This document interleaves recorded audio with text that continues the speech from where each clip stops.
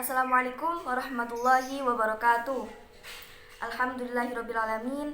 Wabihi nasta'in wala umuri dunia waddin. Wassalatu wassalamu ala asrafil anbiya wal mursalin Sayyidina wa maulana Muhammad wa ala alihi wa sahbihi ajma'in, amma ba'du. Kepada yang terhormat Bapak Dr. Anis Hadi Budiono selaku Kepala SMP Islam Sidoarjo, yang saya hormati Bapak Ibu Guru serta staf karyawan SMP Islam Sidoarjo, yang saya hormati Bapak Ibu Dewan Juri, dan tak lupa teman-temanku yang sangat saya sayangi. Saya di sini ingin membawakan sedikit ceramah tentang toleransi antar teman sebaya. Sebelum lanjut pada materi, saya ingin bertanya, apa itu toleransi? Toleransi memiliki arti dan penjabaran yang sangat luas. Saya ambil garis besar saja ya. Contoh, saling menghormati, saling menghargai, saling menyayangi, tidak membeda-bedakan. Masya Allah. Rasulullah Shallallahu Alaihi Wasallam, beliau sangat menghormati sahabat-sahabatnya, beliau sangat menyayangi sahabat-sahabatnya, beliau sangat menghargai sahabat-sahabatnya. Masya Allah. Beliau juga tidak pernah membeda-bedakan sahabat-sahabatnya. Masya Allah. Ada 4 hal yang patut kita teladani dari Rasulullah SAW. Yang pertama, Rasulullah tidak suka berdebat. Berbeda pada zaman sekarang, ketika ada perbedaan pendapat, mereka lebih memilih berdebat daripada bermusyawarah. Astagfirullahaladzim. Yang kedua, Rasulullah SAW tidak suka banyak berbicara. Berbeda pada zaman sekarang, mungkin kebanyakan banyak berbicara namun tidak ada buktinya. Lanjut. Yang ketiga, Rasulullah SAW tidak suka ikut campur dengan urusan yang bukan urusannya. Kalau pada zaman sekarang, urusan yang bukan urusannya saja diurusi.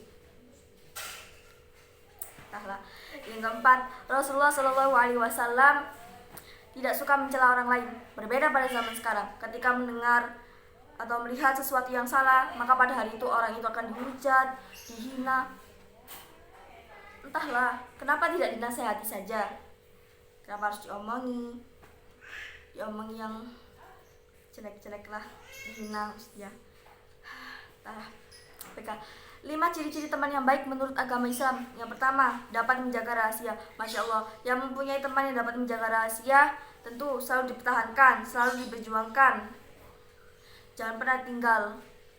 Karena pada zaman sekarang sangat sulit sekali mencari teman yang dapat menjaga rahasia.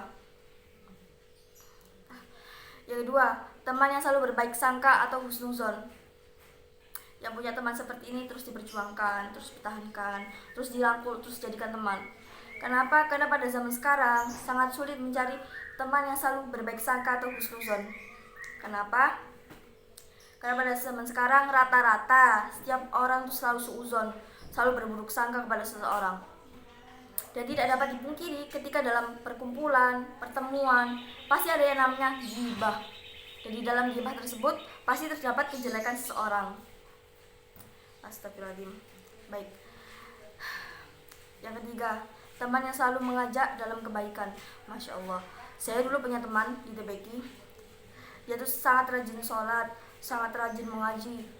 Sampai-sampai mengubah saya sampai seperti ini. Dia selalu mengajak saya mengaji, dia selalu mengajak saya sholat berjamaah. Masya Allah. Lanjut. Yang keempat, teman yang selalu ada pada saat susah. Kalau pada zaman sekarang mungkin kebanyakan orang hanya ingin senangnya saja. Kalau pas susah sudah tinggalkan, gak penting juga. Astagfirullahaladzim. Saya jadi teringat sebuah kisah. Waktu itu ada yang bertanya kepada Khalifah Ali, "Wahai Khalifah, aku lihat sahabatmu begitu banyak dan setia. Ada berapakah sahabatmu?" Lalu Khalifah menjawab, "Nanti akan kuhitung ketika aku sudah tertimpa musibah." Masya Allah, kata-katanya sangat memotivasi sekali ya. Baik, lanjut. Yang kelima, teman yang selalu berperilaku jujur. Masya Allah, yang punya teman yang selalu berperilaku jujur, terus dijadikan teman, terus dijadikan sahabat, jangan sampai dilepas. Karena pada zaman sekarang sangat susah sekali mencari teman yang selalu jujur. Pada zaman Rasulullah SAW, beliau sangat menghormati sahabat-sahabatnya, beliau sangat menyayangi sahabat-sahabatnya, beliau sangat menghargai sahabat-sahabatnya. Bahkan dalam bertegur siapapun, Rasulullah SAW sangat ramah dan sopan. Masya Allah. Berbeda pada zaman sekarang, ketika sedang bertemu dengan teman, ia benar menyapa, namun sapaannya terdengar kurang sopan, kurang baik. Semisal, contoh, maaf sebelumnya saya ingin mencontohkan, Hesu, siapa pakon? Kenapa di situ harus membawa nama hewan? Dan yang saya bingungkan, setiap orang pasti mempunyai nama. Kenapa tidak dipanggil nama? Kenapa harus disebut dengan sebutan hewan? Saya heran.